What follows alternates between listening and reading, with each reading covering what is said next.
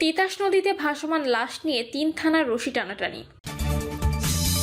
জানাবো হাসপাতালে গিয়ে চিকিৎসা সেবা বন্ধ করে থুতু ছিটিয়েছিলেন শেখ হাসিনা। মাদক সহ ছেলে গ্রেপ্তার, ফাঁসানোর অভিযোগে দিনমজুরের গরু নিয়ে গেলেন বাবা। এবং সর্বশেষ জানাবো বিএনপি নেতার বিরুদ্ধে 30 কোটি টাকা সম্পত্তি দখল চেষ্টার অভিযোগ। শুনছিলেন সংবাদ শিরোনাম, এবারে বিস্তারিত। হাসপাতালে গিয়ে চিকিৎসা সেবা বন্ধ করে থুতু ছিটিয়েছিলেন শেখ হাসিনা। অ্যাটর্নি জেনারেল মোহাম্মদ আসাদুজ্জামান বলেছেন, আমরা বিচারের সমস্ত প্যারামিটার ধরে আন্তর্জাতিক অপরাধ ট্রাইব্যুনালে জুলাই গণহত্যার বিচার করছি। আমরা এই বিচারকে কখনো কলঙ্কিত করে শহীদের আত্মার কাছে চির ঋণী হয়ে থাকতে চাই না। যেসব অপরাধ সংঘটিত হয়েছে, আপনারা যদি অপরাধীদের সম্পৃক্তের কথা শোনেন তাহলে গায়ের লোম শিউরে উঠবে। তিনি বলেন, জুলাই বিপ্লবের সময় পাখির মতো গুলি করে মানুষ হত্যা করা হয়েছে। তাদের মধ্যে যারা বেঁচে ছিলেন তাদের অনেকেই পঙ্গু হাসপাতালে ভর্তি হয়েছিল। সে সময় হাসপাতালে দেখতে গিয়েছিলেন তৎকালীন ফ্যাসিস্ট সরকারের প্রধান শেখ হাসিনা। সেখানে সমস্ত মিডিয়ায় প্রবেশ বন্ধ করে ভিতরে ঢুকে আর্তনাদ করা অসুস্থ, পঙ্গু, গুলিবিদ্ধ মানুষের ওপর থুতু ছিটিয়েছিলেন শেখ হাসিনা। বিকেলে মৌলভীবাজার জেলা আইনজীবী সমিতির বার ভবনের ভিত্তিপ্রস্তর অনুষ্ঠানে তিনি এসব কথা বলেন। অ্যাটর্নি জেনারেল বলেন, ডাক্তার নার্সদের বলা হয় জুলাই বিপ্লবে আহতরা যেন চিকিৎসা না পায়। আমরা এমন একটি কালো অধ্যায় পার করে এসেছি। ওখানে যাদের সাথে এ আচরণ করা হয়েছে তারা সহ প্রত্যক্ষদর্শী ডাক্তার নার্সরাও সাক্ষী দিতে প্রস্তুত। অ্যাটর্নি জেনারেল আরও বলেন, বাংলাদেশের বিচার বিভাগকে হত্যার মহা ভিলেন ছিলেন কুলাঙ্গার জাস্টিস ABM খায়রুল হক। ত্রয়োদশ সংশোধনীর মাধ্যমে দেশে দিনের ভোট রাতে কাস্ট করার কালচার চালু হয়েছিল। এই সংশোধনের রায়ের মাধ্যমে বাংলাদেশের মানুষের ভোটাধিকার হরণ হয়েছে। দেশে অবিচারের বীজ বপন করা হয়েছে। দেশে খুনের রাজনীতি চালু হয়েছে। আমার ভোট আমি দেব, যাকে খুশি তাকে দেব। মানুষের ওই অধিকারকে চিরতরে নির্বাসনে পাঠানোর প্রচেষ্টা চালানো হয়েছে। মাদক সহ ছেলে গ্রেপ্তার, ফাঁসানোর অভিযোগে দিনমজুরের গরু নিয়ে গেলেন বাবা। লালমনিরহাটে আদিতমারি উপজেলার মাদকসহ মুকুল মিয়া নামের এক যুবককে গ্রেপ্তার করেছে পুলিশ। এই ঘটনায় পুলিশকে তথ্য দিয়ে ফাঁসিয়ে দেওয়ার অভিযোগ তুলে সায়েদ আলী নামের এক দিনমজুরের 2টি গরু নিয়ে গেছেন মুকুলের বাবা। সায়েদ আলী তার সম্বল গরু দুটি হারানোর শঙ্কায় বারবার অচেতন হয়ে পড়ছেন। সায়েদ আলী সহ স্থানীয় জনপ্রতিনিধি ও গণ্যমান্য ব্যক্তিদের অনুরোধেও গরু দুটি ফেরত দেওয়া হয়নি। আজ সকালে উপজেলা দুর্গাপুর ইউনিয়নের দীঘলথালি মাঝাপাড়া গ্রামে দিনমজুরের উঠান থেকে গরু দুটি নিয়ে যান প্রতিবেশী বজলার রহমান। স্থানীয় বাসিন্দারা জানান, সায়েদ আলীর ছেলে রবিউল ইসলামের অটোরিকশা ভাড়ায় চালান বজলার রহমানের ছেলে মুকুল মিয়া। সেই অটোরিকশায় মাদকদ্রব্য পরিবহনের সময় ভোলা বাড়িতে পুলিশের হাতে আটক হন মুকুল। তার পরিবারের ধারণা, রবিউল পুলিশকে ফোন কল করে মুকুলকে ধরিয়ে দেন। এতে ক্ষিপ্ত হয়ে মুকুলের বাবা বজলার রহমান আজ সকালে সায়েদ আলীর গরু দুটি জোর করে ধরে নিয়ে যান। অন্য জমিতে কাজ করার সময় খবর পেয়ে সায়েদ আলী ও তার স্ত্রী ওলামা খাতুন বজলারের হাতে পায়ে ধরেও গরু ফেরত আনতে পারেননি। বজলারের দাবি, তার ছেলেকে এনে না দিলে তার গরু ফেরত দেবেন না। একথা শুনে খাওয়া দাওয়া বন্ধ করে দেয় সায়েদ আলী। কান্নায় ভেঙে পড়েন তিনি। খবর পেয়ে প্রতিবেশীরা গিয়েও গরু ফিরিয়ে আনতে ব্যর্থ হন। সায়েদ আলী বলেন, দিনমজুরের আয়ে আমাদের সংসার চলে। ছেলের বিয়ের পর আলাদা বাড়িতে থাকে। এ কারণে পেটের দায়ে বৃদ্ধ বয়সেও কাজ করতে হয়। অনেক কষ্টে জমানো টাকা থেকে রুগন একটি গরু কিনেছিলাম 26,000 টাকায়। সেই গরু থেকে এখন 2টি গরু, যার একটি অন্তঃসত্ত্বা। সেই গরু দুটি জোর করে ধরে নিয়ে গেছেন বজলার রহমান। তার ভয়ে সবাই তটস্থ থাকেন। সায়েদ আলী বলেন, এই গরু আমার একমাত্র সম্বল। বজলারের ছেলে মাদক সহ ধরে নিয়ে গেছে পুলিশ।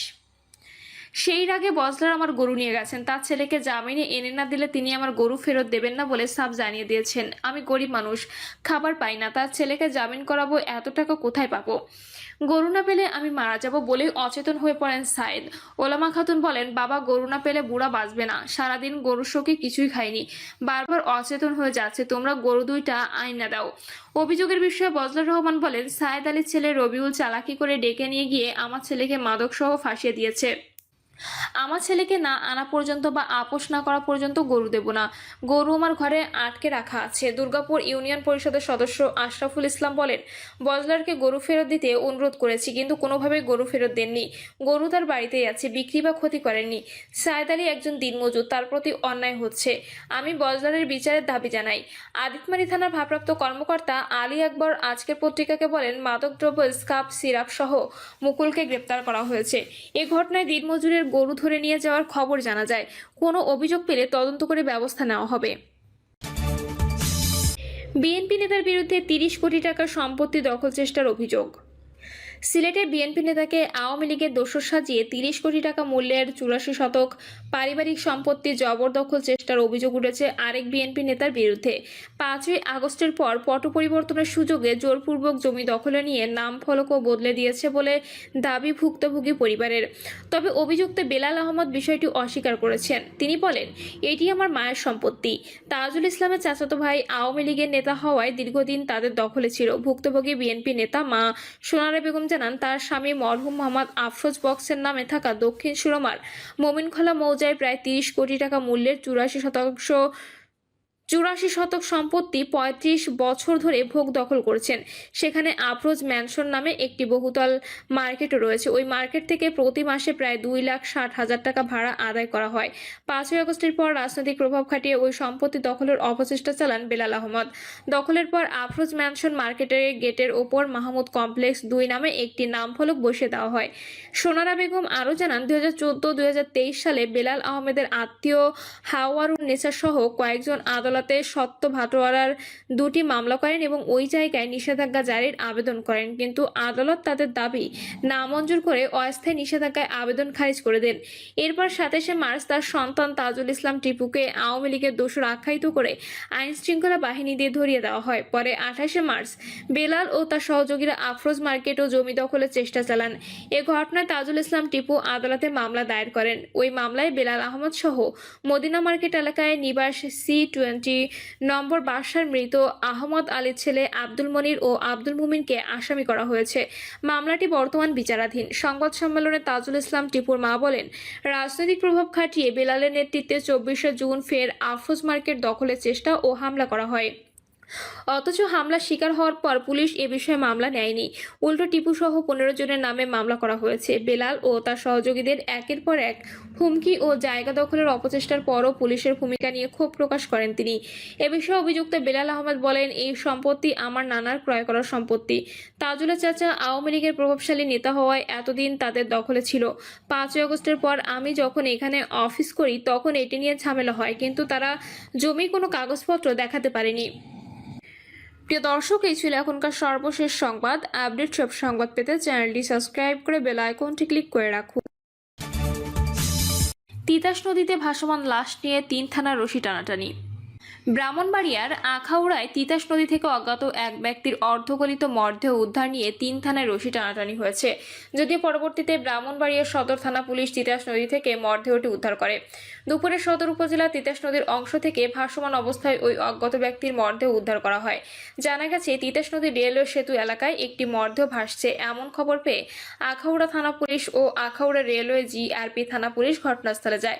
কিন্তু নদীর যে অংশে মরদেহ ভাসছিল ওই অংশটুকু ব্রাহ্মণবাড়িয়া সদর উপজেলার আওতাধীন। ফলে আখাউড়ার 2 থানার কেউই লাশ উদ্ধার করেনি। আখাউড়া থানার ওসি মোহাম্মদ সমিউদ্দিন বলেন, তিতাস নদী এলাকায় যেখানে লাশ ভাসছিল তা সদর উপজেলার আওতাধীন, আখাউড়া এলাকায় অন্তর্ভুক্ত নয়, তাই বিষয়টি সদর থানায় অবহিত করা হয়েছে। অপরদিকে আখাউড়া রেলওয়ে থানার ওসি SM শফিকুল ইসলাম জানান, রেলওয়ে আইন অনুযায়ী রেললাইন থেকে 10 ফিটের মধ্যে ঘটনাস্থল রেলওয়ে পুলিশের অধীনে। যেহেতু নদীতে লাশ ভাসছে, এটা রেলওয়ে এলাকার মধ্যে পড়ে না।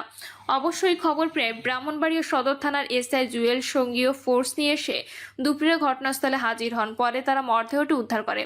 তিনি বলেন, এটি তিতাস নদীর অংশের সদর থানার মধ্যে হলে আখাউড়া থানা পুলিশ মরদেহটি উদ্ধার না করায় আমাদের করতে হয়েছে। তবে লাশের গায়ে কোনো আঘাতের চিহ্ন পাওয়া যায়নি।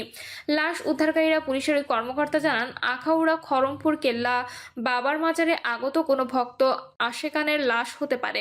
মরদেহের পরিচয় ও মৃত্যুর কারণ উদ্ঘাটনে পুলিশ চেষ্টা চালিয়ে যাচ্ছে। ময়নাতদন্তের জন্য লাশ ব্রাহ্মণবাড়িয়া সদর হাসপাতালে মর্গে পাঠানো হয়েছে বলেও তিনি জানিয়েছেন।